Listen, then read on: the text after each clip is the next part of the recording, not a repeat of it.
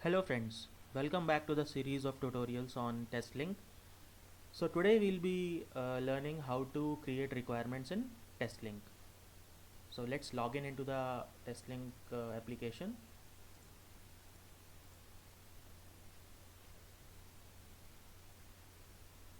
Yeah, so this is the home page for the TestLink, and now we have to create the requirements. So as you all can see here, this requirement specification. Uh, Click on this link and this navigator will open along with the create requirements tab. So as you all can see, there are three buttons out here: create, export all requirement specifications, and import the requirements. You can import the requirements from outside as well. And if you see on the left hand side, so these are you can say the filters.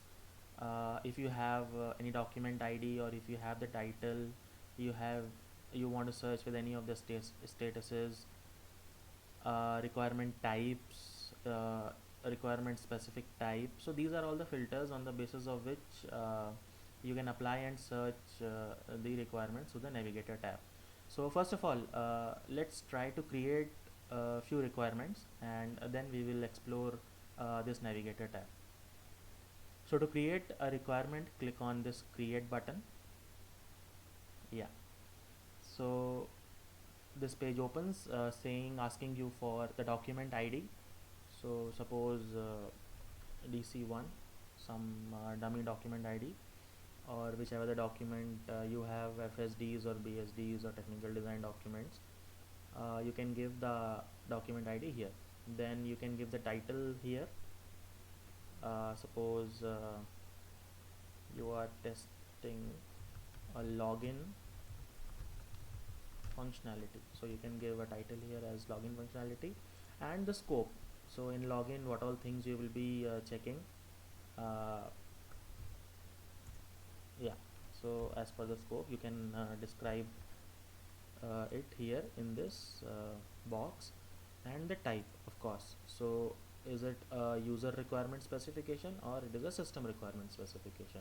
Suppose I'm selecting it as a user requirement specification, and we have filled all the fields. You can save this requirement and see here. So this is the project, test project 1. Remember last time in the last tutorial we created this, and here comes the requirement, DC1 login functionality. So this is how it looks like. The name of the requirement, the document name DC1, and what type of requirement it is, user requirement specification, when it is created, and the scope, obviously. If you want to attach any files as well to this requirement, you can attach as well by clicking on choose file, and you can give a title or a name here and upload the file. Okay, so this is we have created a requirement. Similarly, you can create other requirements as well. Go to the project, click on create, give the document ID DC1 or some 1 2, title login 1, the scope again some description as per the requirement, and again the selection. Suppose I'm selecting system requirement specification, click on save. So this another requirement got saved. So this is how we create the requirements. Thank you very much for watching my video.